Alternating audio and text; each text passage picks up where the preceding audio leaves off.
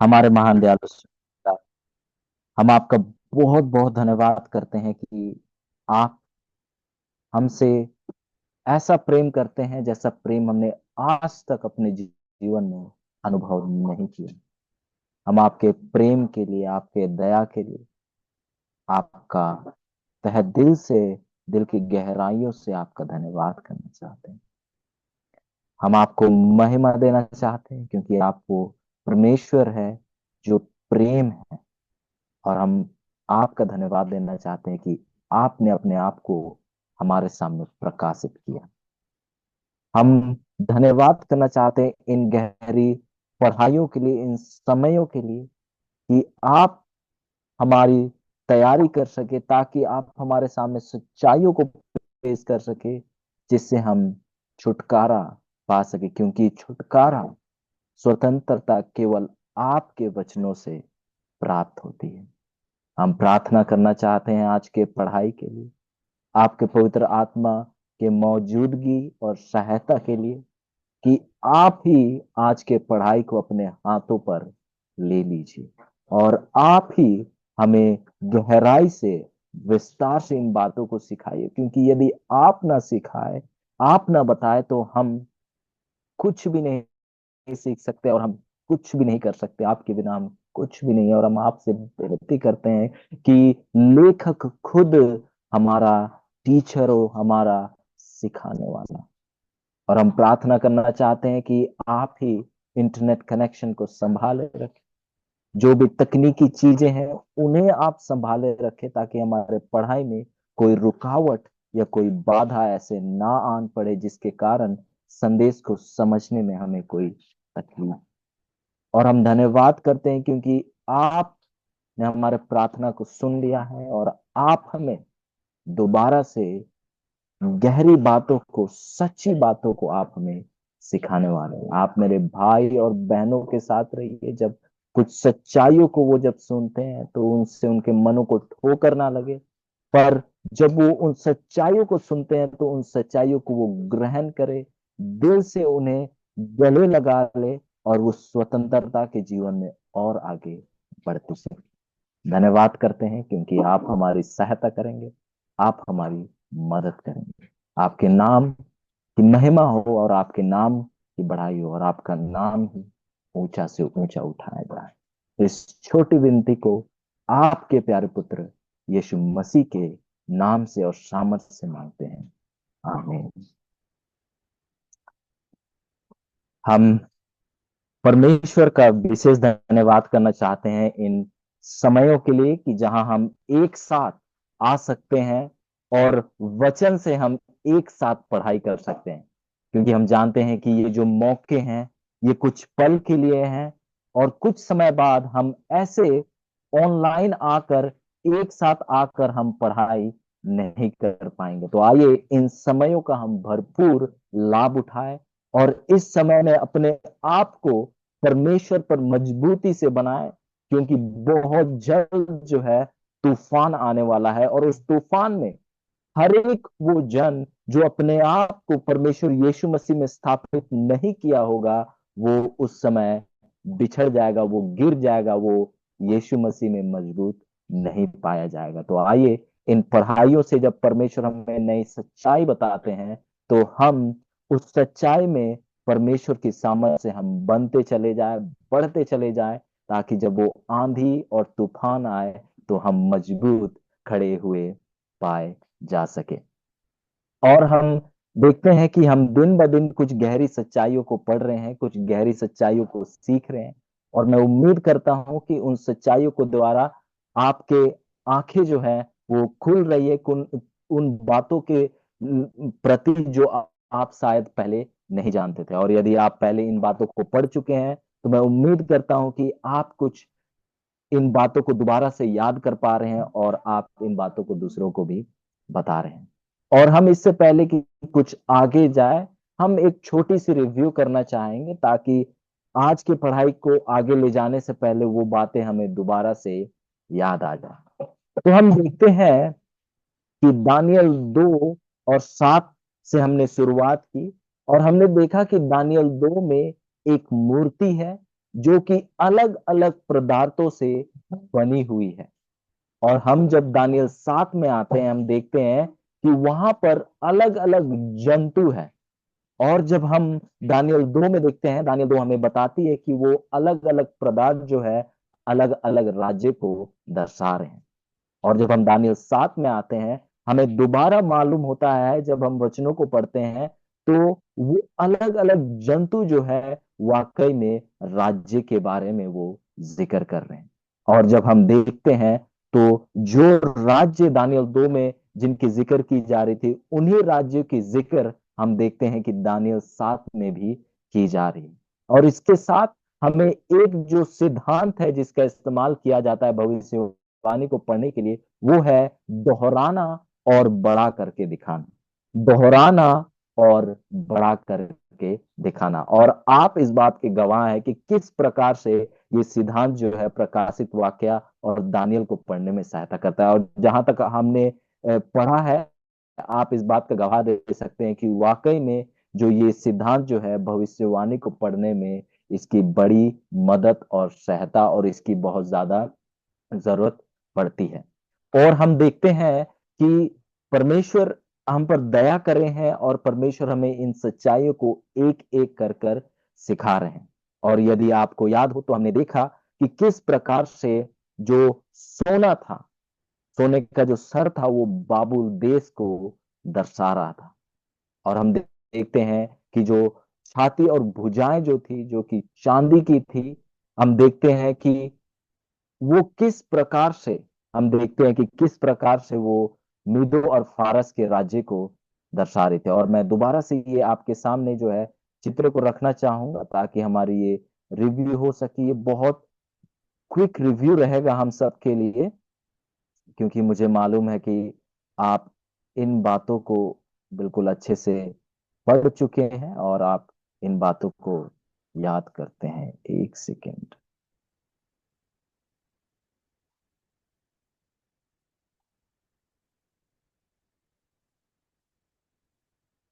तो उम्मीद करता हूं आपको ये चित्र नजर आ रहा होगा।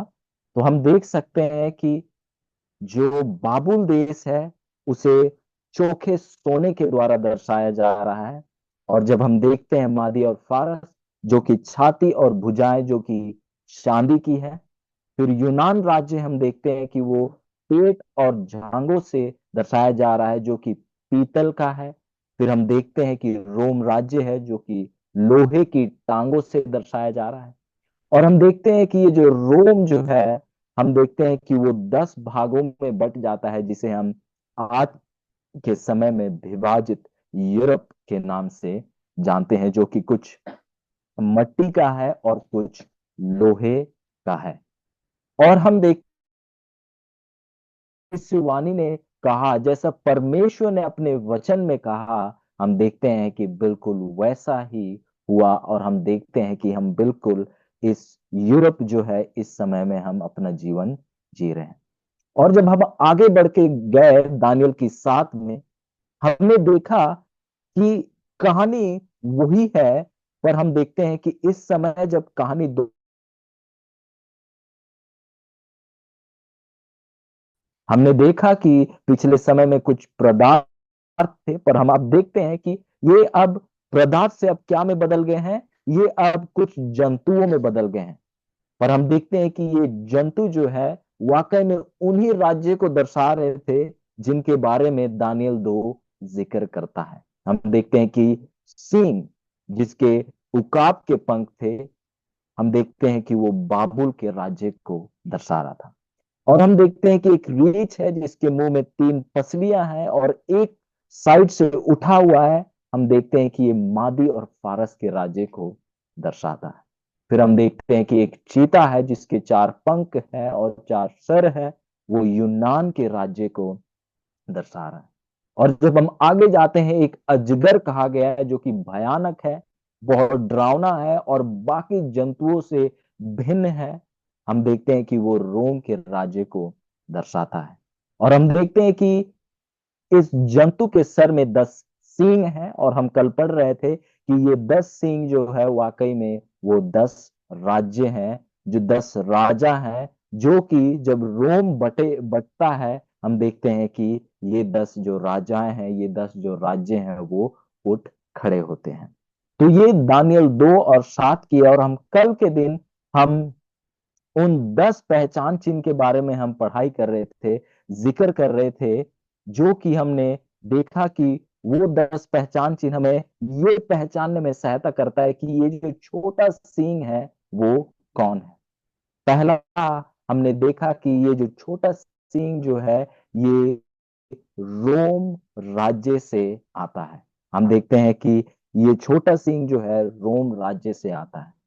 दूसरा, हमने देखा कि ये छोटा सींग जो है इन 10 यूरोप के जो विभाजित यूरोप जो है 10 भाग में जब रोम बढ़ता है, उन 10 भागों में से जो ये जो छोटा सिंह है उठ खड़ा होता है। और पहला पहला पहचान चिन्ह के लिए दानियल 7 का 8, दूसरा पहचान चिन्ह के लिए दानियल 7 का 8, और तीसरा जो पहचान चिन्ह है वो हमें ये बताता है कि ये जो छोटा सिंह है जब आया, जब ये 10 राज्य जो है इन ये बिल्कुल स्थापित हो गए थे, इन ये एक राज्य की तौर से इन्हें पहचाना जा रहा था, तब जो है हम देखते हैं कि ये छोटा सिंह जो है उठ खड़ा होता है। और इसके लिए आप दानियल 7 का 8 को पढ़ सकते हैं। हम देखते हैं कि चौथा पहचान चिन्ह, कि जब ये छोटा सिंह उठ खड़ा होता है और ये पहले के 3 राज्यों को उखाड़ देता है, इन 3 राज्यों का खात्मा कर देता है, जो कि हेरोली, वैंडल्स और ऑस्ट्रोगोस थे। और इसके लिए आप पढ़ सकते हैं डैनियल 7 वर्स 8। फिर पांचवा हमने पॉइंट देखा, जो कि ये था कि इसका जो संचालक, इसका जो चलाने वाला अधिकारी कौन है, एक मनुष्य है, क्योंकि हम देखते हैं कि इसके मनुष्य से सी आंखें और एक बड़ा बोलने वाला एक मुंह है। फिर हम छठा पहचान चिन्ह हमने देखा, जो कि इस बात को हमारे सामने प्रकट करता है कि ये एक सताने वाली ताकत है। ये कौन सी ताकत है? ये सताने वाली ताकत है। और हमने देखा कि किस प्रकार से इस ताकत ने उस अंधकार के युग के समय लगभग, जैसे इतिहास हमें बताती है, कि 5 करोड़ ईसाइयों को मौत के घाट उतार दिया। और हमने कुछ बातों को भी पढ़ा, उनके खुद के लिखे हुए बातों को हमने पढ़ा, और हम देखे कि किस प्रकार से वो कहते हैं कि उनके पास ये ताकत है, उनके पास ये सामर्थ है कि वो जिस किसी को भी चाहे सजा दे सकते हैं, और बहुत बहुत दर्दनाक सजा दे सकते हैं, और यहां तक कि मौत। फिर हमने 7वां पहचान चिन्ह को देखा कि ये राज्य जो है, ये छोटा सिंह जो है, बाकी राज्य से बिल्कुल अलग है, बिल्कुल भिन्न है। कारण क्या था? कि ये राजनीतिक ताकत, और साथ साथ में ये एक एक धार्मिक ताकत भी था।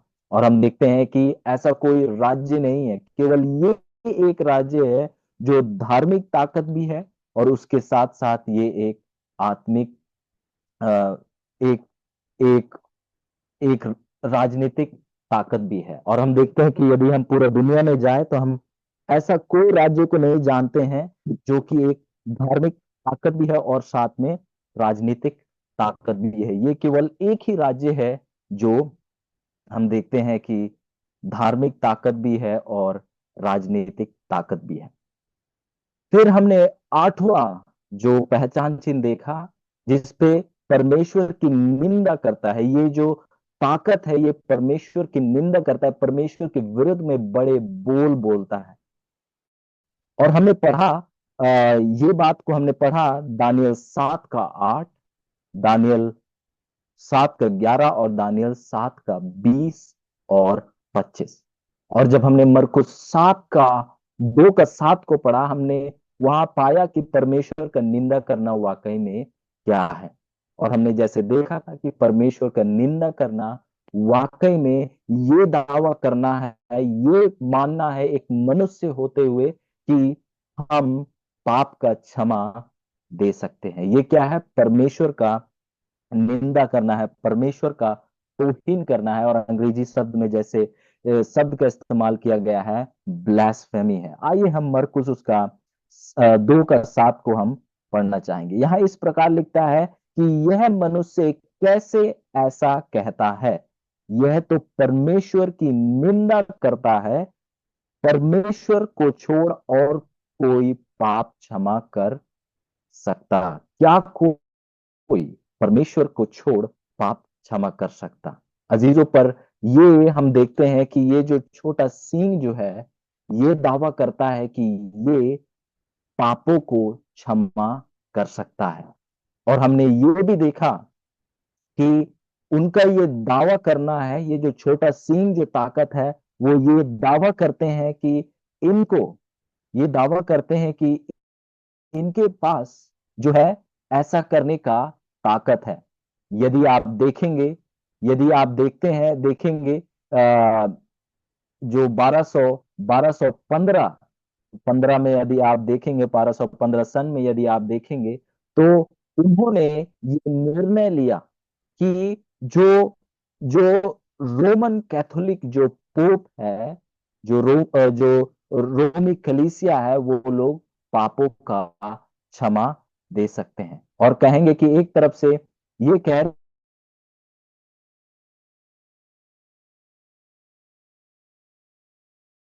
नहीं कि अ, समय दीजिएगा।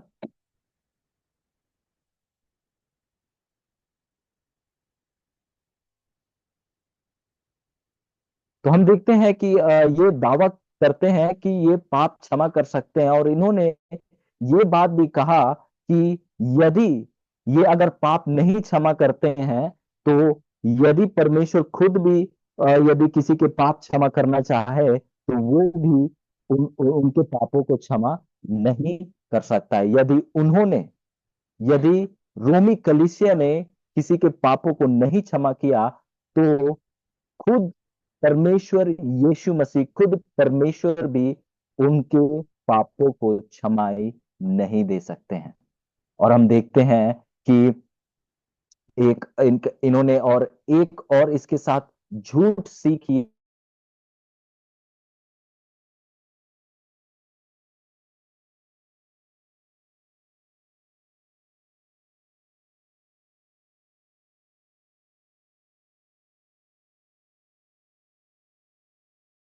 देने की आशा करता है। ये 9वां पहचान चिन्ह है। और 10वां पहचान चिन्ह है कि इसका जब पास जो ताकत रहेगा, समय समय और आधा समय तक इसके पास ताकत रहेगा। और अजीजों, हमने देखा कि जैसे हमने जिक्र किया था कल भी कि ये ताकत कोई और नहीं, ये छोटा सींग कोई और नहीं पर रोमन कैथोलिक कलीसिया है।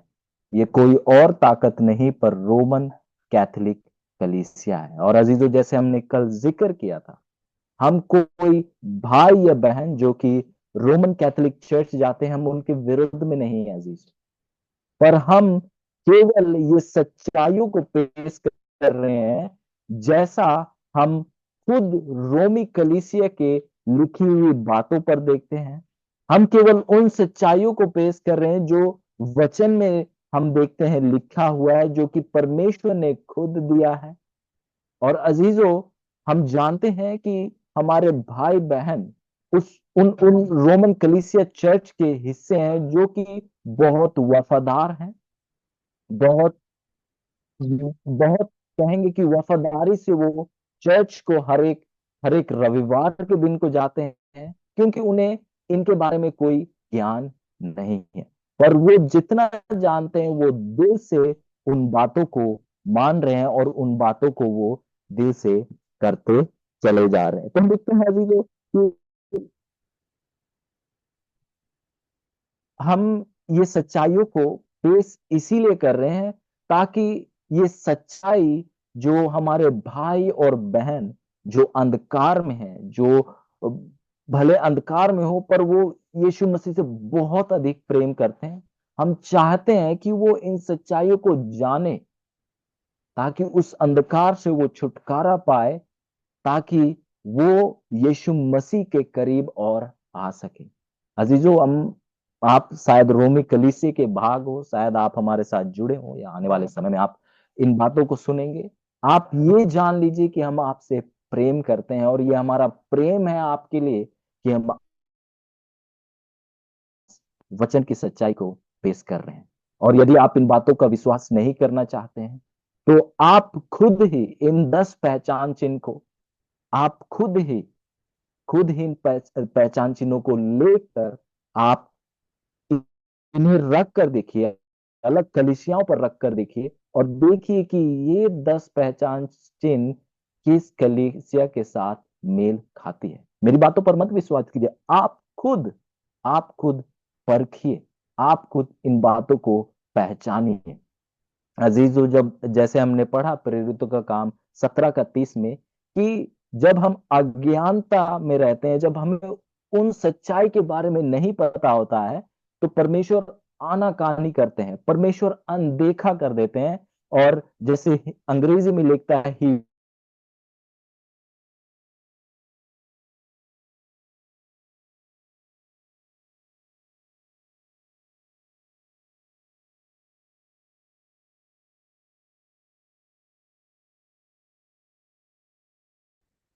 अजीजों, परमेश्वर आपसे प्रेम करते हैं, और उनका प्रेम है कि वो आपके सामने इन सच्चाइयों को एक एक करके पेश करते जा रहे हैं। तो हम आज 9वें पहचान चिन्ह में कुछ समय हम बिताना चाहेंगे, और इसके लिए आइए हम पढ़ेंगे दानियल उसका 7 का 25। दानियल 7 का 25, और यहां इस प्रकार लिखता है, और वह परम प्रधान के विरुद्ध बातें कहेगा, और परम प्रधान के पवित्र लोगों को पीस डालेगा, और समयों और व्यवस्था के बदल देने की आशा करेगा। तो अजीजों, जो हमारा जो 9वां पहचान चिन्ह है वो ये है कि ये ताकत जो है समयों और व्यवस्था को बदल देने की क्या करेगा, आशा करेगा, उसको बदल देने की ये ताकत कोशिश करेगा। और अजीजों, हम देखते हैं कि हम जो है 8 पहचान चिन्ह को हमने देख चुके हैं, और ये जो 9वां पहचान चिन्ह है, ये हमें कहता है कि ये ताकत जो है समयों और व्यवस्था को बदल देने की कोशिश करेगा। अजीजों, यदि आप व्यवस्था में देखें, यदि आप 10 आज्ञा में देखें, तो उस 10 आज्ञा में एक ही ऐसा नियम है, एक ही ऐसा व्यवस्था है, जो कि एक समय भी है और जो कि एक व्यवस्था भी है। और वो कोई दूसरा आज्ञा नहीं है, वो कोई दूसरा व्यवस्था नहीं है, पर वो चौथी आज्ञा, चौथी व्यवस्था है। अजीजों, ये चौथा आज्ञा है जो एक समय भी है और एक व्यवस्था भी है। और अजीजों, इस ताकत ने, ये छोटा सींग ताकत ने, जो कि हमने इस चीज को देखा कि ये वाकई में रोमी कलीसिया है, ये ताकत ने इस दिन को, जिसको परमेश्वर ने मुकर्रर किया था, परमेश्वर ने ठहराया था विश्राम दिन के तौर पे, इस दिन को इस ताकत ने, रोमी कलीसिया ने बदलने की कोशिश की है, और इसे बहुत लोगों के नजरों में बदल भी दिया है, जिसके कारण बहुत से लोग इस दिन को कलीसिया में जाते हैं। और अजीजों, आप शायद कहेंगे कि क्या सबूत है। आज अजीजों, हम बहुत से सबूतों को हम देखना चाहेंगे, उनके खुद की लिखी हुई बातों के द्वारा, उनके खुद की लिखी हुई बातों के द्वारा हम देखना चाहेंगे कि क्या ये हकीकत है कि कुछ बनाई हुई बातें हैं। अजीजों, हम जो है केवल आपके सामने सच्चाई पेश करना चाहते हैं, क्योंकि हम आपसे प्रेम करते हैं। हम किसी संस्था के बारे में, किसी के विरुद्ध में हमें झूठ बोलने की कोई कोई शौक नहीं है अजीजों। हम केवल सच, और केवल सच को आपके सामने रखना चाहते हैं। और अजीजों, जो भी सबूत हम देखेंगे, आप देखेंगे कि वो सभी रोमी कलीसिया की खुद की कही हुई बातें होंगी, और आप जब देखेंगे हम इन चीजों को, आप भी कहेंगे कि वाकई में ये उनके कही हुई बातें हैं। और यदि एक भी बातें आपको लगता है कि हमारी ओर से है या परमेश्वर की ओर से नहीं है, तो आप जो है, आप आपके पास ये चुनाव करने की ताकत है कि आप इस मीटिंग को छोड़ सकते हैं। और यदि आप इस वीडियो को देख रहे हैं, तो आप इस वीडियो को शायद चैनल को भी ब्लॉक करने का आपके पास ये सामर्थ्य है। पर अजीजों, आप एक बार इन इन इन इन सबूतों को आप देख लीजिए और खुद इन आप निर्णय लीजिए कि क्या ये वाकई में सत्य है या ये केवल एक झूठ है। मैं आपके सामने एक तस्वीर रखूंगा, और मैं ऐसे बहुत तस्वीर आपके सामने रखने वाला हूं। कुछ सबूत है जो कि खुद रोमी कलीसिया जो है हमारे सामने कहते हैं।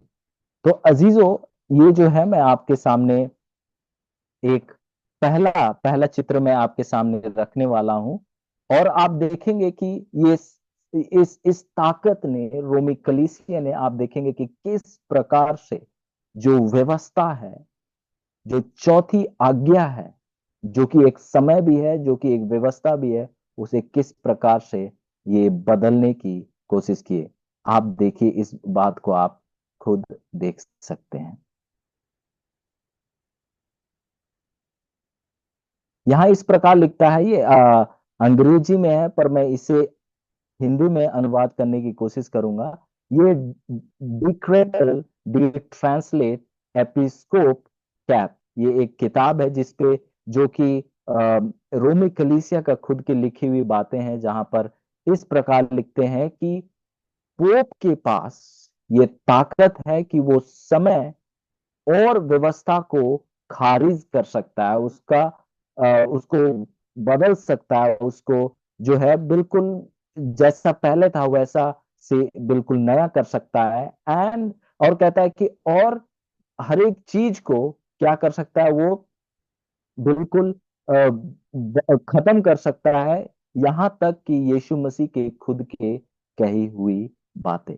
आप देख सकते हैं, ये आपके पास है खुद, वो जो है रोमी कलीसिया खुद इन बातों को हमारे सामने लिखते हैं।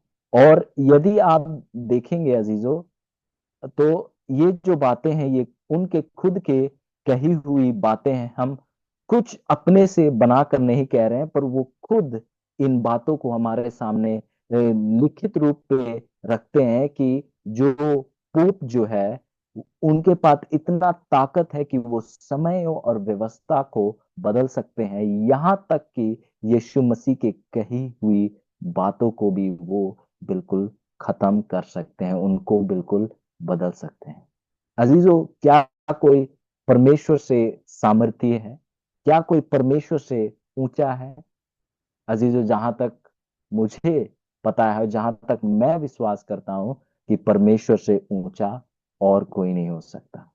अजीजों, यदि कोई यीशु मसीह की बातों को बदल सकता है, यीशु मसीह कहते हैं कि जो बातें मैं बोल दिया हूं, जो बातें मैंने कह दिया है, वो क्या है, कभी भी नहीं बदलेंगी। भले हम बदल जाए, पर यीशु मसीह के कही हुई हर एक बातें क्या होंगी, पूरा होंगी। अजीजों, यहाँ एक ताकत है जो ये दावा करता है कि वो समय और व्यवस्था को बदल देने का उनके पास ताकत है, सामर्थ है, यहां तक कि वो ये यीशु मसीह की कही हुई बातों को बिल्कुल, उनको वो लोग नकार सकते हैं। अजीजों, आप खुद इन बातों को पढ़ सकते हैं और देख सकते हैं।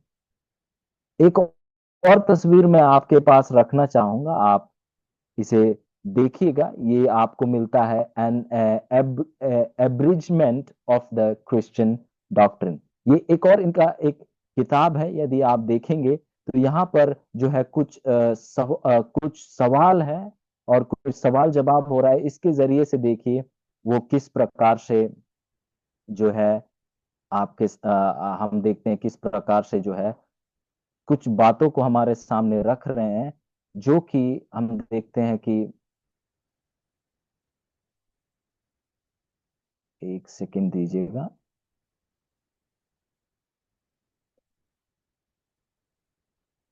उम्मीद करता हूं आप देख सकते हैं।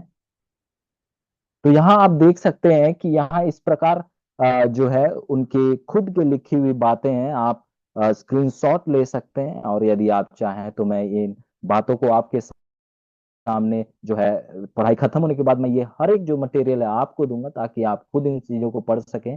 यहाँ पर इस प्रकार लिखता है कि क्या आपके पास यह साबित करने का कोई नया तरीका है कि चर्च के पास उपदेश के त्योहार, जो उपदेश, जो वचन जो है, उपदेश के त्योहार को शुरू करने की शक्ति है? यहाँ पर कहते हैं कि क्या जो कलीसिया है, जो रोमी कलीसिया है, उसके पास कोई ऐसी ताकत है कि वो ऐसे जो त्योहार जो है उसको वो शुरू कर सकते हैं या रद्द कर सकते हैं? तो आगे इस प्रकार लिखते हैं कि, इस प्रकार यहां लिखते हैं कि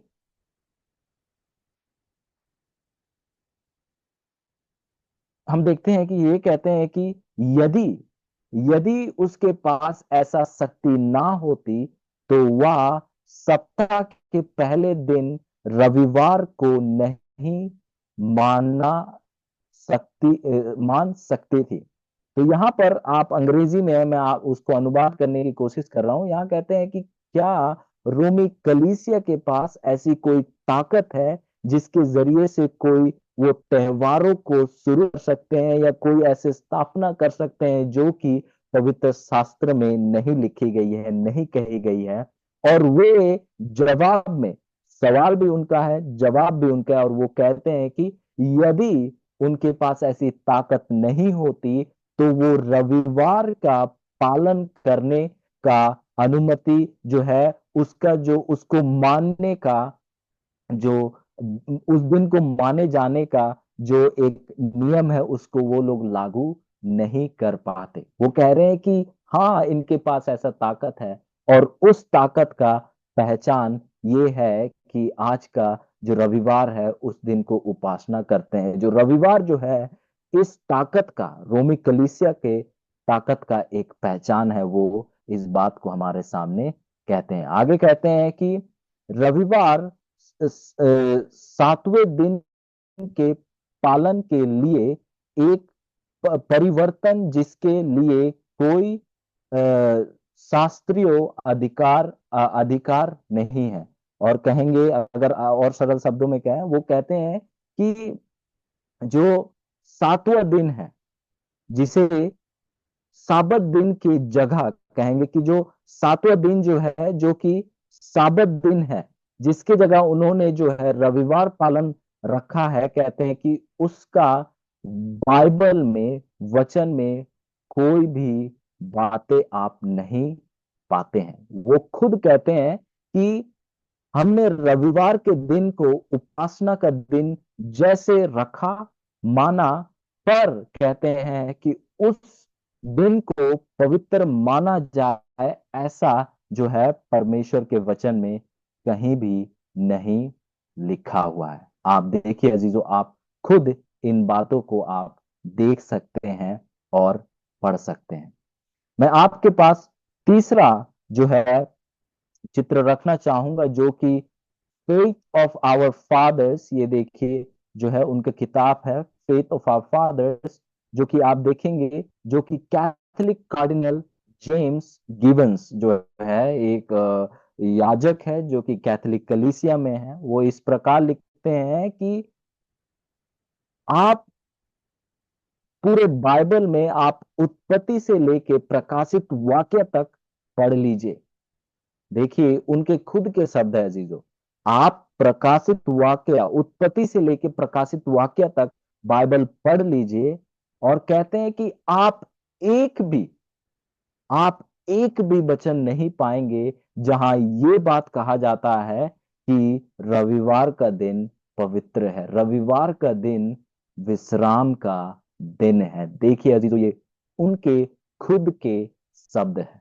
देखिए वो साफ साफ किस प्रकार से लिखते हैं। और यदि आपको लगता है कि हम में से किसी ने ये इन बातों को बनाया है, तो आप खुद, आप इस किताब का नाम लिख लीजिए, पेज नंबर लिख लीजिए, और आप इंटरनेट पे सर्च कीजिए, आपको ये किताब मिलेगा और आपको ये बातें वहां लिखी हुई मिलेगी।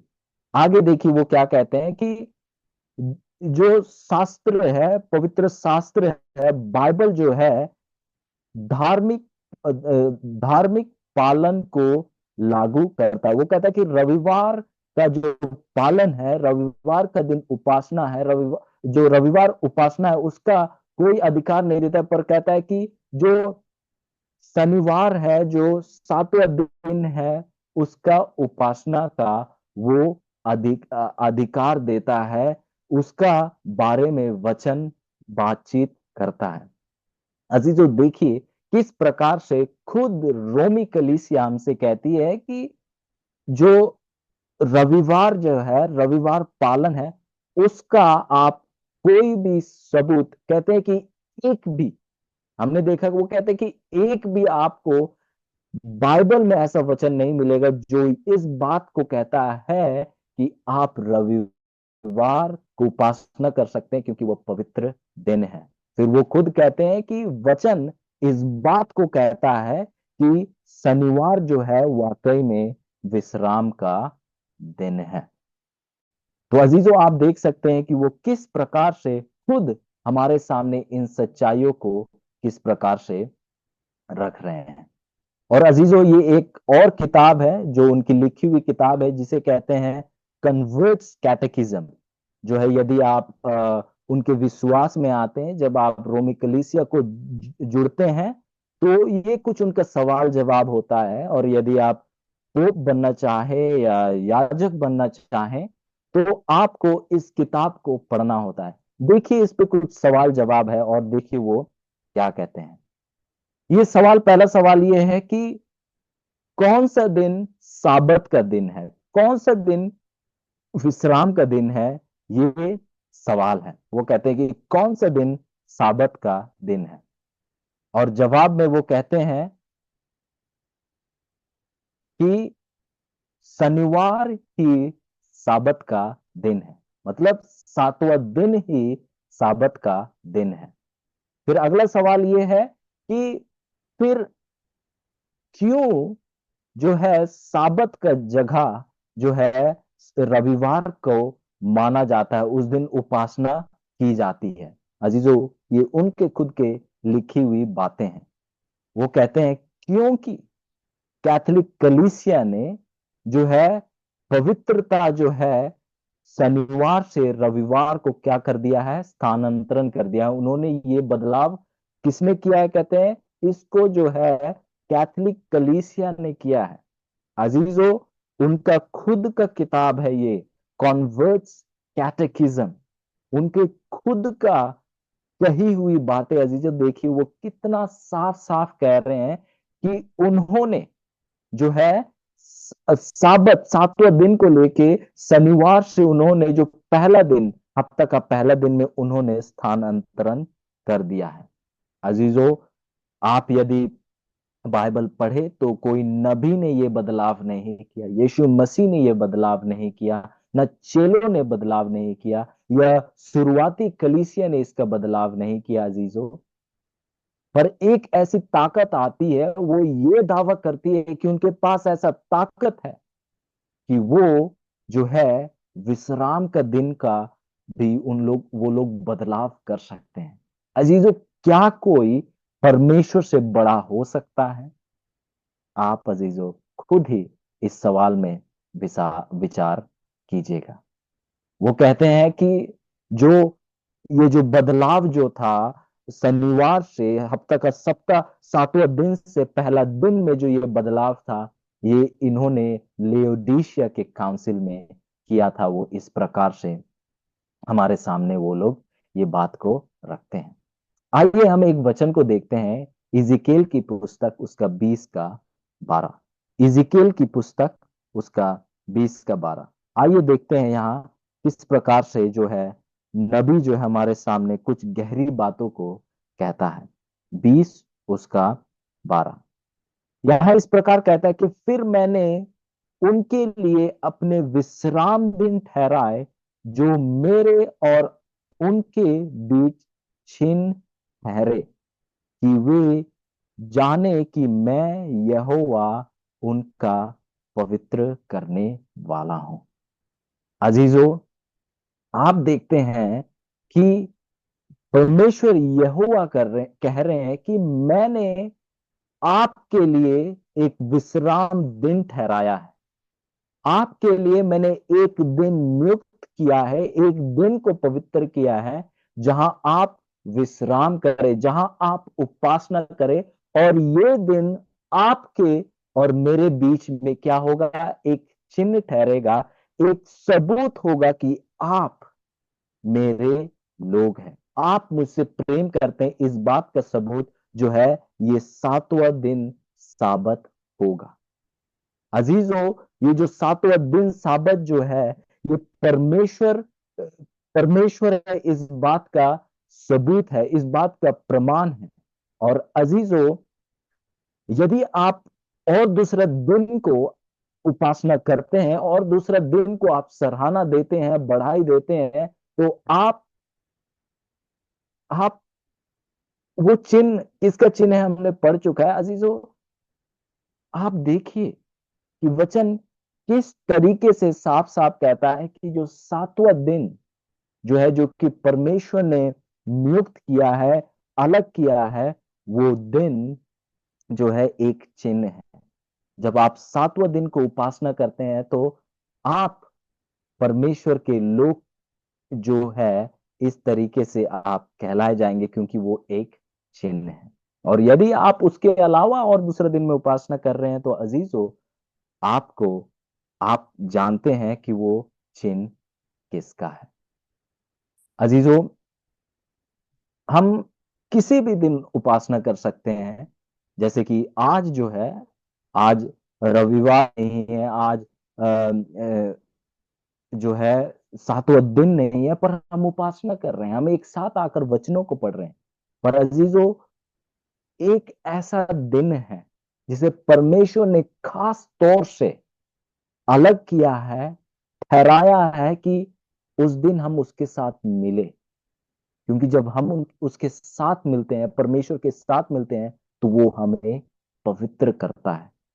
और साबत दिन में वो खास तौर से मौजूद रहते हैं। और जब आप उस साबत दिन में उपासना करते हैं, तो आप जो है पवित्र किए जाते हैं। तो यदि दूसरा दिन हो, तो क्या आप उस पवित्रता को अनुभव करते हैं कि नहीं? आपको वो सवाल को परमेश्वर के साथ ठीक करने की जरूरत है। आइए एक और लिखी हुई बातों को हम देखते हैं, जो कि कैथोलिक कलीसिया की खुद की लिखी हुई बातें हैं, जो कि आप देखेंगे, ये हमें मिलता है कि कैटेकिज्म, ये जो एक किताब है, कैटेकिज्म एंड फंडामेंटलिज्म, कॉल कैटिन, जो है 1988 पेज 38, आप देख सकते हैं। आप देख सकते हैं कि ये उनका जो कलीसिया का जो कहेंगे कि नींव है, इन चीजों में जो इनका जो है कलीसिया जो है क्या हुआ है, बना हुआ है। देखिए उसमें ये किस प्रकार से कहते हैं कि ये कैथोलिक कलीसिया थी जिसने ये निर्णय लिया कि रविवार का दिन एक उपासना का दिन हो ईसाइयों के लिए। क्यों? क्योंकि ये किसके आदर और सम्मान में? ये परमेश्वर के पुनरुत्थान के आदर और सम्मान में। अजीजों, दोबारा हम वचन में कहीं नहीं पाते हैं हमें ये कहा गया है कि क्योंकि यीशु मसीह सप्ताह के पहले दिन जी उठे, हमें सप्ताह के पहले दिन अब साबत मानने की जरूरत है, हमें विश्राम करने की जरूरत है। हम इस बात को हम कहीं भी नहीं पाते हैं वचन में। और अजीजों, जैसे हम पहले पढ़ रहे थे, यदि ये वचन में है तो ये मेरे लिए है, और यदि ये वचन में नहीं है तो ये मेरे लिए बिल्कुल ही नहीं है। अजीजों, जो रविवार पालन है, ये उन्होंने खुद कहा कि इसका आप एक भी पवित्र शास्त्र में वचन नहीं पाएंगे जो कहता है कि रविवार का पालन अब शुरू हो गया है। आप ये एक और हम देखते हैं कि उनकी लिखी हुई बातें, वो कहते हैं कि रविवार हमारे अधिकार का प्रतीक है। हम देखते हैं कि यीशु मसीह के अधिकार का प्रतीक कौन सा दिन है? हफ्ता का 7वां दिन, सैटरडे जिसे हम कहते हैं अंग्रेजी में, वो परमेश्वर के अधिकार का प्रतीक है, चिन्ह है। पर रविवार पालन किसके अधिकार का प्रतीक है, चिन्ह है? रोमी कलीसिया का।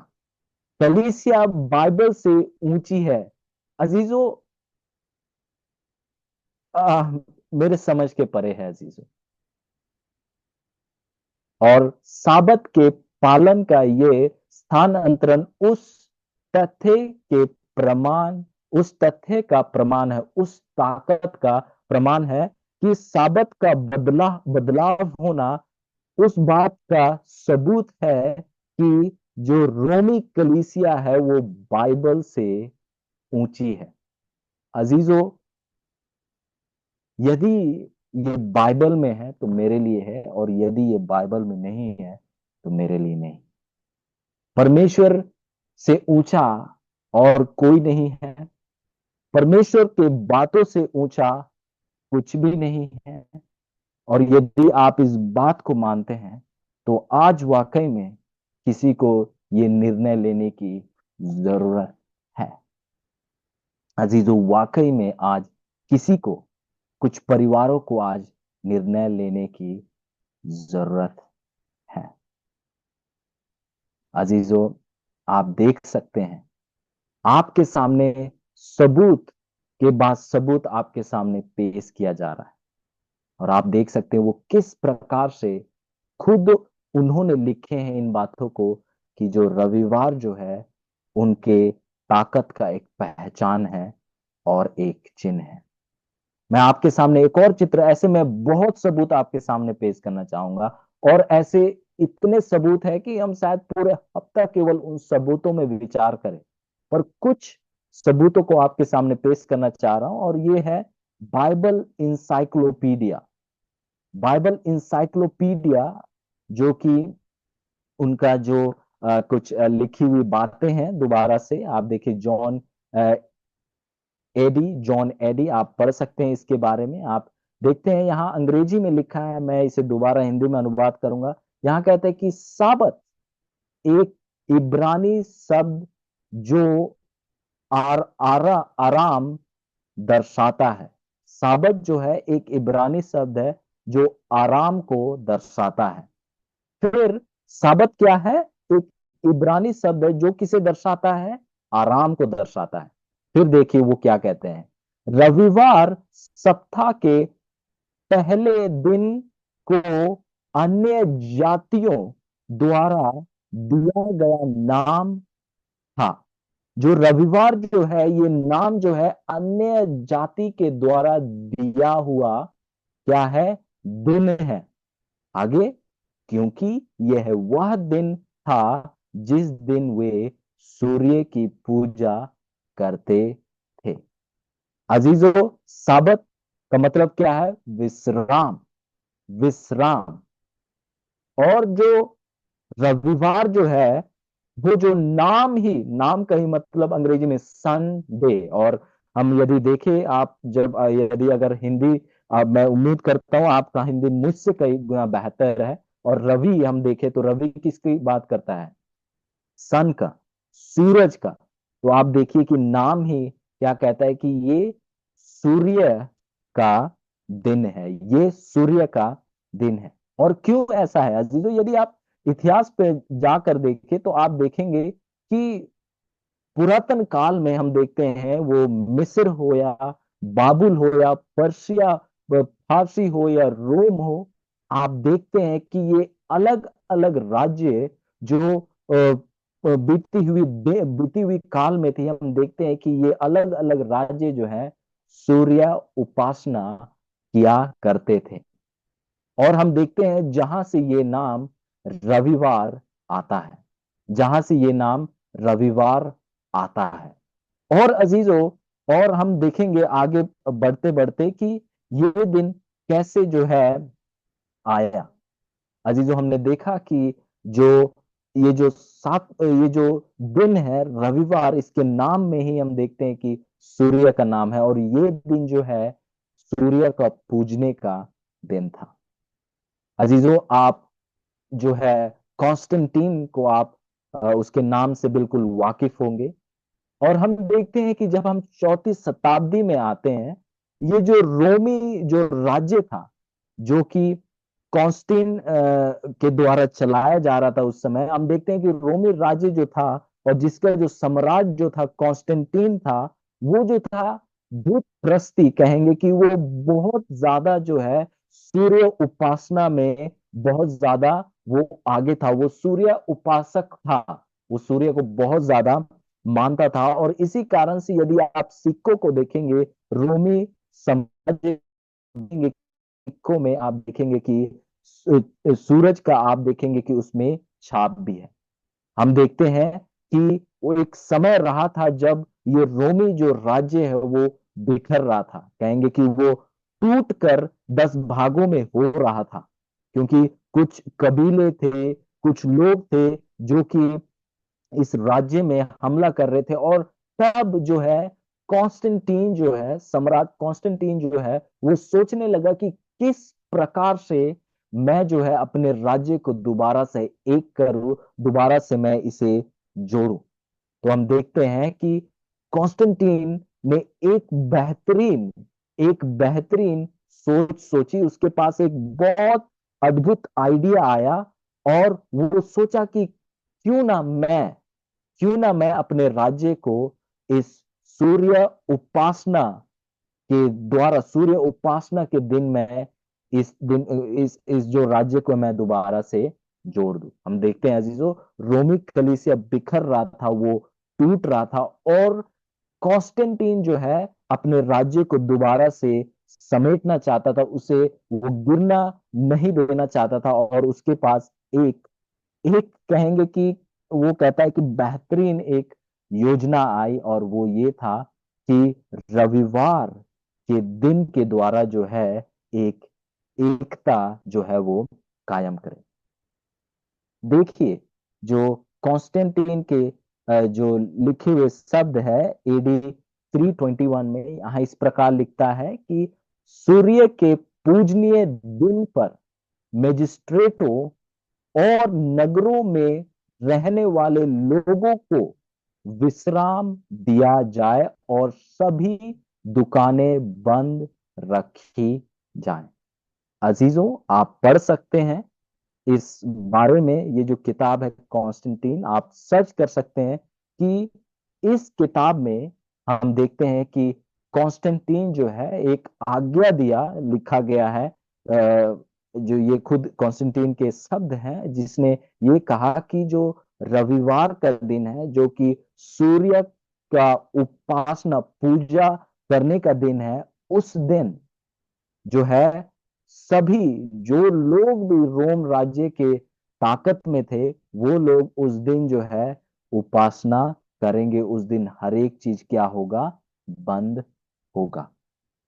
और अजीजों, आप देखते हैं कि इस प्रकार से हम देखते हैं कि ये जो रविवार पालन जो है धीरे धीरे हम देखते हैं कि बढ़ चढ़कर आगे आने लगा।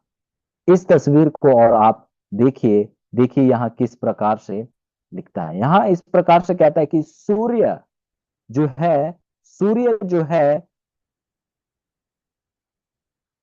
हीथन जो कहेंगे कि जो बुत प्रस्त लोग जो थे, उनका सबसे प्रथम भगवान था। जो सूर्य जो है, जो बुत प्रस्त लोग थे, उनका प्रथम प्रथम देवी देवता थे। और कहते हैं कि वास्तव में सूर्य के बारे में कुछ कुछ शाही राजसीय है, जो इसे न्याय के सूर्य यीशु का एक उपसुक्त प्रतीक बना बना बनाना बनाता है। ये कहते हैं क्योंकि जैसे सूर्य को अगर आप सूरज को देखेंगे तो वो जो है बिल्कुल सभी पूरे पूरे धरती में वो रोशनी देता है, तो वो कहते हैं कि इस कारण से जो एक बहुत अच्छा प्रतीक, बहुत अच्छा चिन्ह यीशु मसीह का बनता है। वो कहते हैं कि ये कुछ बातें वो कह रहे हैं, ये कैथोलिक वर्ल्ड का आप देखते हैं कि वहां आप ऊपर कोटेशन देख सकते हैं कि वो कहते हैं कि क्योंकि हम देखते हैं कि इस रोमी राज्य के साथ जो है कैथोलिक जो कलीसिया है, ये बिल्कुल मिलकर हम देखते हैं कि इस चीज को सत्य करने में ये लोग लगे हुए थे। क्योंकि हम जानते हैं कि जो रोमी कलीसिया है उसको ताकत किसकी द्वारा मिली? कॉन्स्टेंटीन के द्वारा मिली। तो हम देखते हैं कि इन दोनों ने एक तरफ से हाथ जोड़ लिया था, और हम देखते हैं कि इस चीज को पूरी तरीके से लोगों के बीच में लाने के लिए किस प्रकार से कलीसिया और जो है जो कॉन्स्टेंटीन जो है काम कर रहे हैं। हम देखते हैं कि कॉन्स्टेंटीन ने एक आज्ञा जारी की कि रविवार के दिन सभी लोग विश्राम करेंगे। फिर हम देखते हैं कि कलीसिया जो है, रोमी कलीसिया जो है, वो कहते हैं कि हमें इस दिन को उपासना करने की जरूरत है, क्योंकि यीशु मसीह जो है एक बहुत बड़ा चिन्ह है उस सूर्य जैसे। फिर आगे आप देखेंगे यहाँ इस प्रकार लिखता है कि इसी कारण वो कहते हैं कि इसीलिए इन देशों में चर्च ने कहा होगा उस पुराने बुत प्रस्त नाम को बनाए रखे। और कहते हैं कि और इस प्रकार बैल्डर बैल्डर को सम सम समर्पित बुत प्रस्त रविवार ईसाई रविवार बन गया, जो यीशु के लिए पवित्र था। अजीजों, आप देख सकते हैं खुद यहाँ पर लिखी हुई बातें हैं कि किस प्रकार से जो रोमी कलीसिया जो है, किस प्रकार से जो रोमी सम्राट कॉन्स्टेंटिन के साथ एक साथ जुड़कर किस प्रकार से इस स्थान अंतरण में जो शनिवार है उससे रविवार में जो विश्राम के दिन को लाने के लिए किस प्रकार से कितने करीबी से दोनों काम कर रहे हैं। और आप इन बातों को पढ़ सकते हैं, मैं इसीलिए हर एक बातों को आपके सामने रख रहा हूं।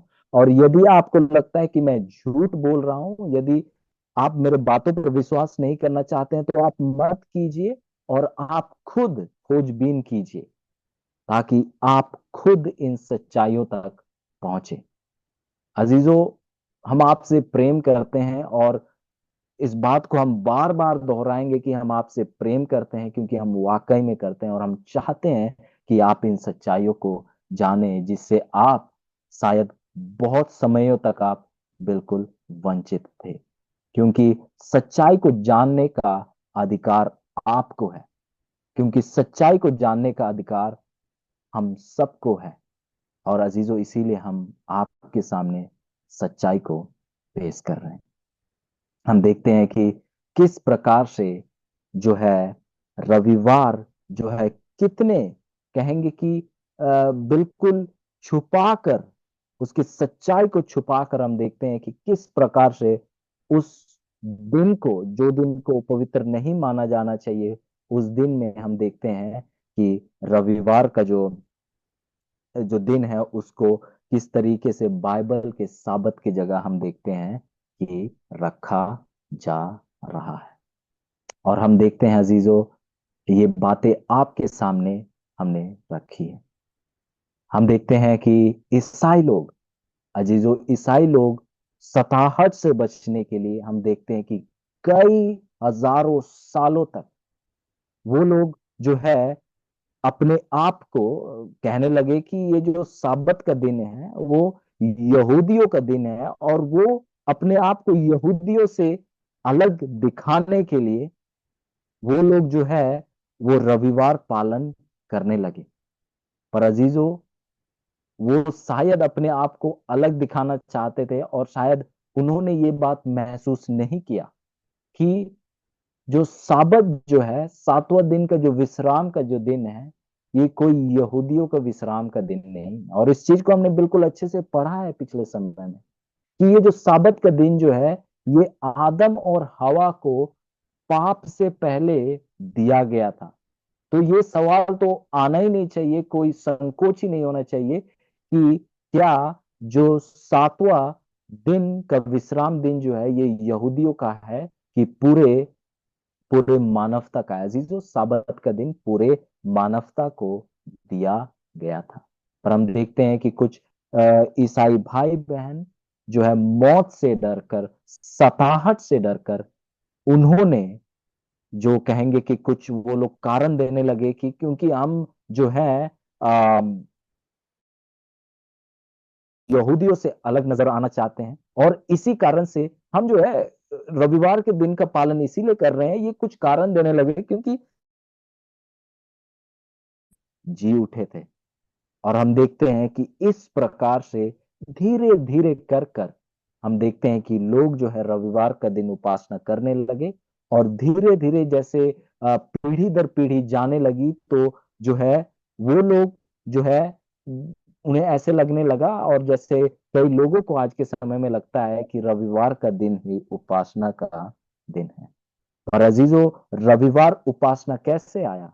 हम देखते हैं कि ये उस योजना से आया कि रोम राज्य को एक किया जाए, और उस राज्य को एक करने के लिए एक दिन नजर आया कॉन्स्टेंटीन को, वो था रविवार का दिन।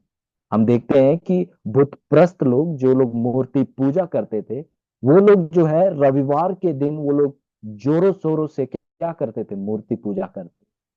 तो कॉन्स्टेंटीन जो है, जो सम्राट जो है, उसने सोचा कि क्यों ना मैं ऐसा करूं कि जो है ये जो उपासना जो है ये लोग जो सातवें दिन करते हैं, हफ्ते के सातवें दिन में करते हैं, इसे क्यों ना मैं हफ्ते के पहला दिन में ले आऊं, और जो है इस तरीके से जो उपासना जो है सातवें दिन में ले आऊं, और जो भी बुत प्रस्त के लोग हैं उन्हें उन्हें जो है मैं इस तरीके से ईसाई धर्म में ले आऊं, ताकि जो है एक एकता आ सके।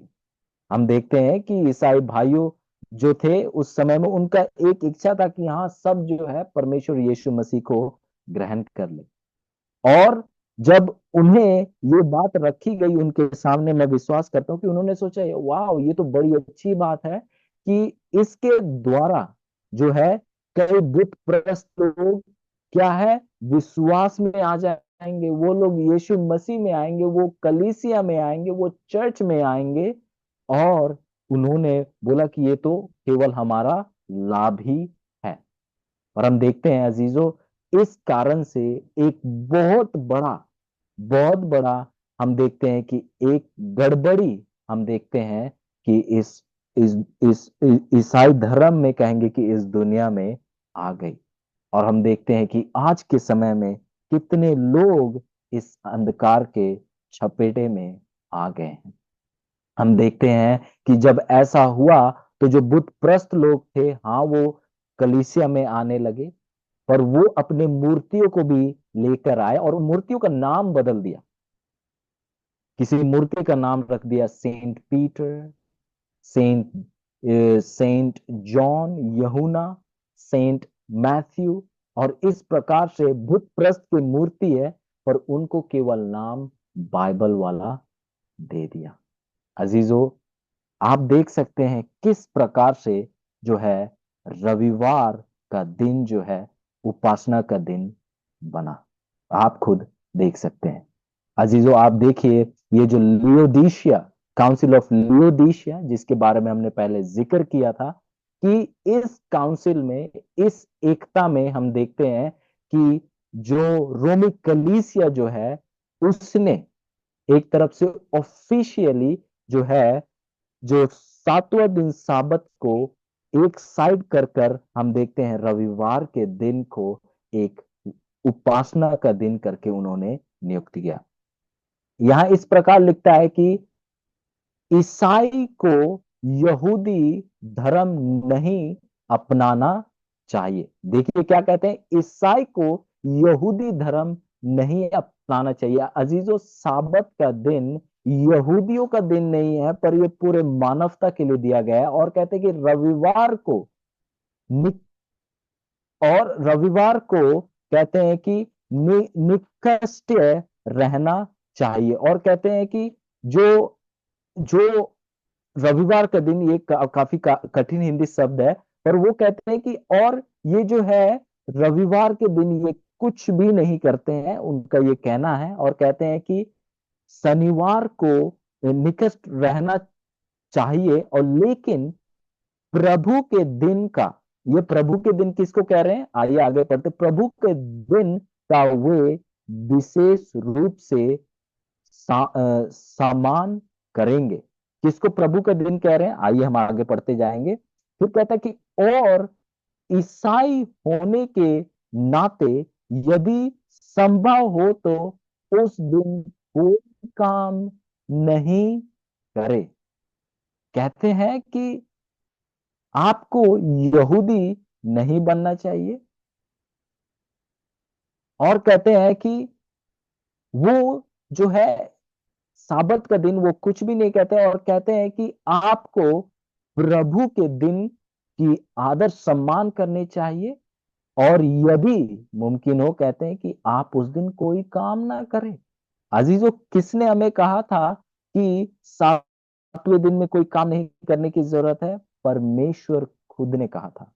आप परमेश्वर की सुनेंगे या किसी मनुष्य की? यदि फिर भी वे यहूदी धर्म का पालन करते हुए पाए जाते हैं तो उन्हें बाहर कर दिया जाएगा मसीह से।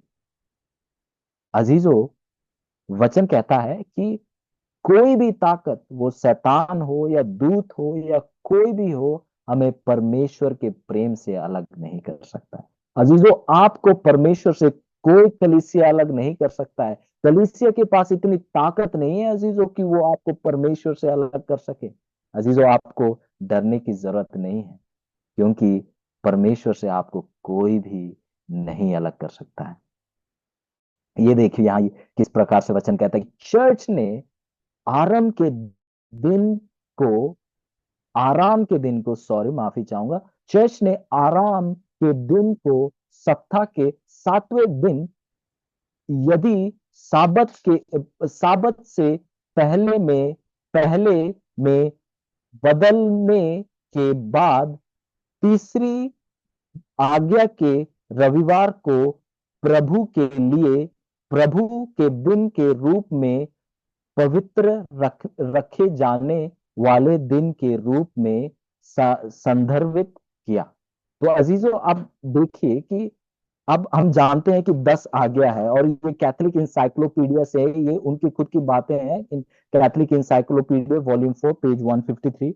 वहां पर ये कहते हैं कि जो कलीसिया जो है, जब उन्होंने जो विश्राम का दिन को बदला, जो कि केवल उनके, ये केवल सोच में है, वाकई में विश्राम का दिन आज भी 7वां दिन है। ये कहते हैं कि कलीसिया ने विश्राम का दिन को बदलने के बाद, जो कि कहते हैं कि यहूदियों का दिन था, और पहले दिन, हफ्ता के पहले दिन में ये बदलाव करने के बाद कहते हैं कि उन्होंने तीसरा आज्ञा को ऐसा लिखा कि वो इस बात को, तीसरा आज्ञा, हम जानते हैं कि चौथा आज्ञा इस बात को कहता है कि आप पवित्र दिन को, 7वें दिन को आप क्या करना, स्मरण रखना, याद रखना और पवित्र रखना। पर अब वो कहते हैं कि उन्होंने तीसरा आज्ञा को अब जो है क्या, साबत का आज्ञा बना दिया। आप देख सकते हैं अजीजों किस प्रकार से वो व्यवस्था, अब देखिए किस प्रकार से वो 10 आज्ञा को बदल रहे हैं। आप देख सकते हैं अजीजों, अब क्योंकि उन्होंने समय को बदल दिया है, 7वें दिन से पहला दिन कर दिया। आप देख सकते हैं, हम नौवें पहचान चिन्ह को पढ़ रहे हैं, कि आप देख सकते हैं कि उन्होंने समय को बदल दिया। अब क्योंकि उन्होंने समय को बदल दिया तो इन्हें 10 आज्ञाएं भी बदलनी पड़ेंगी। और उन्होंने क्या किया, उस चौथे को उन्होंने तीसरा आज्ञा कर दिया। अजीजों, आपको पता है कि परमेश्वर ने पत्थर पर 10 आज्ञा लिखे थे? क्योंकि आप उसे नहीं बदल सकते, क्योंकि कोई चीज आप पत्थर में लिखेंगे तो उसको आप नहीं बदल सकते। परमेश्वर ने इसी कारण से पत्थर में लिखा, ताकि उसे कभी भी अनंत काल के लिए उसे बदला ना जा सके। पर हम देखते हैं कि यदि आप कोई चीज को बदलना चाहते हैं जो कि पत्थर में लिखा हो, तो आपको तोड़ना पड़ेगा। और आप देखेंगे कि ये ताकत, ये जो छोटा सींग जो है, रोमी कलीसिया जो है, इसने इस आज्ञा को तोड़ा। जब इन्होंने 7वें दिन से पहले दिन में उपासना करने का नियम को जारी किया, और जब इन्होंने तोड़ा तो इन्होंने एक और आज्ञा का नियुक्त की, जो कि परमेश्वर की ओर से नहीं है। और यदि ये परमेश्वर की ओर से नहीं है तो हमें उसकी पालन करने की कोई भी जरूरत नहीं है। क्योंकि यदि कुछ बातें परमेश्वर की ओर से है तो हमें पूरे तरीके से उसे मानने की जरूरत है, और यदि वो परमेश्वर की ओर से नहीं है तो हमें उसे मानने की बिल्कुल ही जरूरत नहीं। ये कुछ आखिरी बातें हैं अजीज, जिनके साथ हम अंत करेंगे क्योंकि समय बहुत हो चुका है। यहाँ इस प्रकार लिखते हैं, saint Catherine, Catholic church, sentinel, मई 21, 1995। आप इन बातों को खुद परखिएगा अजीजों, मैं आपको ये कुछ सबूत आपके सामने पेश कर रहा हूं, और मैं आपको ठेस नहीं पहुंचाना चाहता हूं। मैं बस चाहता हूं कि आप इन सच्चाइयों को जाने, ताकि आप उस छुटकारा को पाए जो छुटकारा परमेश्वर आपको देना चाहते हैं। यहां इस प्रकार लिखते हैं कि सत्य शायद सबसे सहनशील बात, कहते हैं कि शायद सबसे सहनशील बात, सबसे कहेंगे क्रांतिकारी परिवर्तन जो चर्च ने कभी किया, वह पहली शताब्दी में हुआ। कहते हैं कि सबसे क्रांतिकारी, सबसे साहसी यदि बदलाव कलीसिया ने किया, रोमी कलीसिया ने किया, वो कहते हैं कि वो पहली शताब्दी में हुआ। कहते हैं कि पवित्र दिन साबत को शनिवार से रविवार में बदल दिया जाना। वो कहते हैं कि शनिवार को रविवार में, सप्ताह के 7वें दिन से पहले दिन में बदल दिया जाना, कहते हैं कि वो सबसे क्रांतिकारी, बहुत बड़ा काम करके वो लोग क्या करते हैं, दर्शाते हैं। और कहते हैं कि धर्म ग्रंथों में उल्लेखित किया किसी निर्देश से नहीं। कहते हैं कि ये कोई वचन में लिखी हुई अनुसार नहीं है। ये जो बदलाव जो है, स्थानांतरण जो है, आप खुद देखिए अजीजों, ये खुद कह रहे हैं कि ये बदलाव जो है कोई वचन के अनुसार नहीं, पर कलीसिया कहते हैं बल्कि चर्च की अपनी शक्ति की भावना से। अजीजों ये कह रहे हैं कि ये एक खुद की कलीसिया की सोच की वो ऐसा कर सकते हैं, इस सोच से इन्होंने ये बदलाव किया। अजीजों ये केवल ये परमेश्वरी सोच नहीं है, ईश्वरीय सोच नहीं है अजीजों, ये एक शैतानी सोच है कि वो ऐसा कर सकते हैं। कोई भी परमेश्वर के कहे हुए बातों को नहीं बदल सकता अजीजों। तो आप यदि शायद आप इस सच्चाई को नहीं जानते थे और उनके साथ बने हुए थे, उस दिन में उपासना करते थे, तो परमेश्वर आपको समय दे रहे हैं, मौका दे रहे हैं कि आप अपना मन फिराव करें। देखिए अजीजों, आगे किस प्रकार लिखता है, कहता है कि जो लोग सोचते हैं कि धर्म ग्रंथों को ही एकमात्र अधिकार होना चाहिए, वो कह रहे हैं कि जो लोग सोचते हैं कि बाइबल ही एकमात्र अधिकार होना चाहिए, कि इस दिन को उपासना करना चाहिए, कह रहे हैं कि जो लोग कहते हैं कि केवल बाइबल के अनुसार हर एक चीज होना चाहिए, केवल बाइबल ही सबसे बड़ा अधिकार होना चाहिए, केवल परमेश्वर की बातें ही सबसे ऊंचे होने चाहिए, कहते हैं कि उन्हें एक रूप से, कहते हैं उन्हें तरीकित रूप से सेवेंथ डे एडवेंटिस्ट बनना चाहिए, और शनिवार को पवित्र रखना चाहिए। अजीजों ये खुद उनके शब्द हैं, ये मेरे कहे हुए बातें नहीं, वो खुद उनके शब्द है। वो कहते हैं कि जो लोग सोचते हैं कि वचन ही ऊंचा होना चाहिए, वचन ही हर एक चीज का आधार होना चाहिए, वो कहते हैं यदि ऐसा कोई है तो उन्हें सेवेंथ डे एडवेंटिस्ट बनना चाहिए और उन्हें सातवां दिन को पवित्र मानना चाहिए। अजीजों, जो भी बातें, जो भी सबूत आज आपके सामने पेश किया गया, ये उनके कही हुई बातें हैं, उनके जुबान से खुद हमारे सामने आया है। और परमेश्वर ने हमारी सहायता की कि हम इन बातों को क्या कर सके, परख सके, इन बातों को हम देख सके। अजीजों, परमेश्वर आपसे प्रेम करते हैं। अजीजों, परमेश्वर का प्रेम है कि हम देखते हैं कि वो हमारे सामने इन सच्चाइयों को पेश कर रहे हैं। और अजीजों, हम देखते हैं कि परमेश्वर हम सबसे बहुत अधिक प्रेम करते हैं। और आइए जब हम अंत की ओर जाएं, एक वचन पढ़ेंगे जो कि मत्ती की पुस्तक उसका 15 का 8 और 9 में हमें मिलता है। मत्ती उसका 15 का 8 और 9। यहां इस प्रकार लिखता है कि ये लोग होठों से तो मेरा आदर करते हैं, पर उनका मन मुझसे दूर रहता है। और ये व्यर्थ मेरी उपासना करते हैं, मनुष्य क्योंकि मनुष्य क्योंकि मनुष्य अ, और ये व्यर्थ मेरी उपासना करते हैं क्योंकि मनुष्य की विधियों को धर्म अ, धर्म देश करके सिखाते हैं। कहते हैं कि ये जो लोग हैं, ये लोग केवल व्यर्थ में होठों से मेरे नाम को लेते हैं, पर कहते हैं कि ये मुझसे दूर है, क्योंकि ये मनुष्य के कही हुई बातों को सिखाते हैं कि ये जो है मनुष्य के बातों को अनुसार चलते हैं।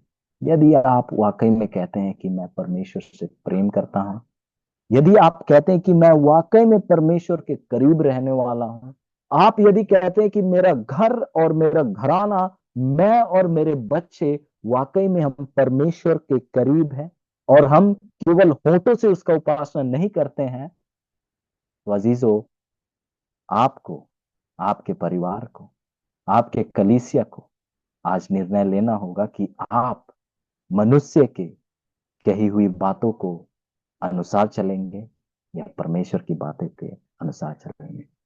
आपको निर्णय लेना है, क्योंकि परमेश्वर आज आपसे बातें किए हैं और परमेश्वर आपको निर्णय लेने के लिए पुकार रहे हैं।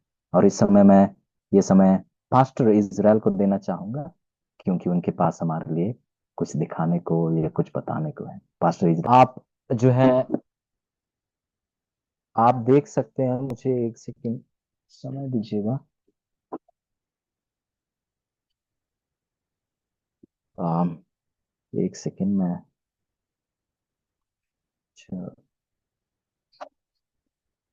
तो जो आपने अभी वीडियो देखा, आपने देखा कि उस वीडियो में अंग्रेजी में था, पर मैं कुछ चीजों को मैं आपके सामने रखना चाहूंगा। और जिन बातों को उस समय जब पढ़ा जा रहा था, और आपने देखा कि ये जो वीडियो है, शुरुआत इस प्रकार से हुई कि जो सातवां दिन, साबत दिन, इसको परमेश्वर ने नहीं बदला, ना ही यीशु मसीह ने बदला, ना ही उसके चेलों ने बदला, ना ही शुरुआती कलीसिया ने बदला।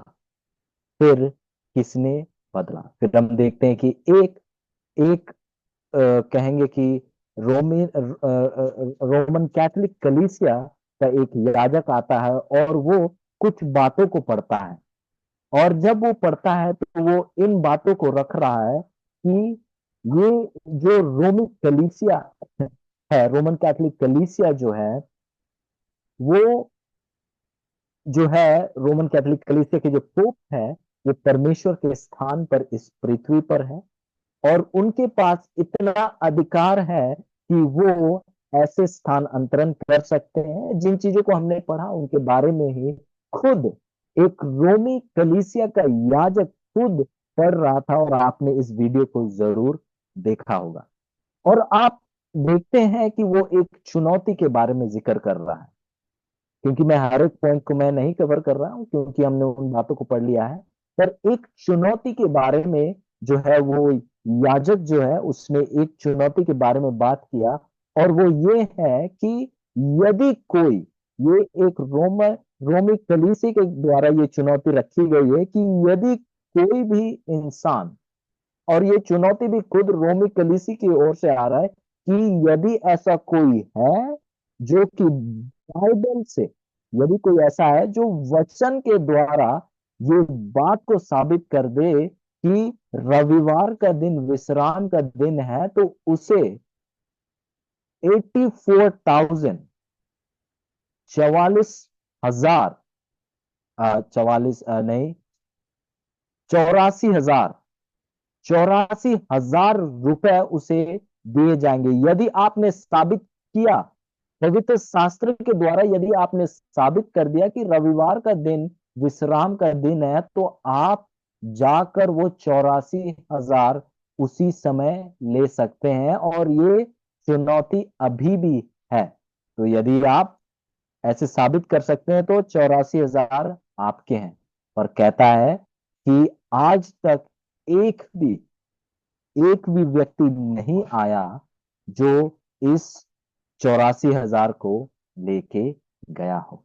तो अजीजों, आप देखिए, जिन भी बातों को हमने आज पढ़ा, जिन भी सबूतों को हमने देखा, वो खुद उनके मुंह से हमारे तक पहुंचे हैं। तो अजीजों, आज आपको और मुझे एक चुनाव करने की जरूरत है कि क्या हम परमेश्वर के अनुसार चलेंगे या एक मनुष्य के अनुसार चलेंगे। यदि यह आपकी इच्छा है कि आप और आपका परिवार, आपका घराना परमेश्वर के अनुसार चले और उस दिन में उपासना करे जिस दिन को वो कहते हैं कि हमें उपासना करने की जरूरत है, यदि ये आप है, तो मैं आपसे अनुग्रह करूंगा कि यदि आप घुटनों पर आ सकते हैं तो आइए, हम घुटनों पर आए। और ये घुटनों पर आना इस बात को दर्शाता है कि आप परमेश्वर में समर्पित हो रहे हैं और आप उसके बातों के अनुसार अपने जीवन को आज के बाद व्यतीत करेंगे। यदि ये आप है और वाकई में ये आप निर्णय ले रहे हैं, तो आइए, अपने घुटनों पर आइए, यदि आप आ सकते हैं, और आइए हम प्रार्थना करें। महान दयालु स्वर्गीय पिता, हम आपका धन्यवाद करते हैं इस सुंदर समय के लिए, सुंदर वचन के लिए कि आपने आज हमें दिखाया कि हम किस प्रकार अंधकार में रखे गए थे। आपने बताया कि जो विश्राम का दिन है वो 7वां दिन है जिसे आपने नियुक्त किया, जिसे आपने आशीषित किया। हमारे साथ हो कि हम ऐसे दिन में विश्राम ना करें, उपासना ना करें जिसे आपने आशीषित नहीं किया। आज आपका बेटा और बेटी, मैं उन्हें नहीं देख सकता हूं, पर मैं विश्वास करता हूं कि वो घुटने टेके हुए हैं और ये एक निर्णय लिए हैं कि वो आज से, भले समाज जो कुछ भी कहे, जो रिश्तेदार है जो कुछ भी कहे, वो ये निर्णय ले रहे हैं कि हम केवल परमेश्वर जो कहते हैं उसके अनुसार ही चलेंगे। आप उनके साथ रहे, उनका बल और ताकत आप ही बनिए, और आप जब वो इस मार्ग में चलते हैं जो कि आपका सत्य का मार्ग है, आप उनको मदद सहायता कीजिए। धन्यवाद करते हैं क्योंकि आपने हमारे प्रार्थना को सुना है, और आप अपने लोगों की मदद और सहायता करेंगे। इस विनती को धन्यवाद करते हुए विश्वास के साथ आपके प्यारे पुत्र यीशु मसीह के नाम से मांगते हैं, आमीन।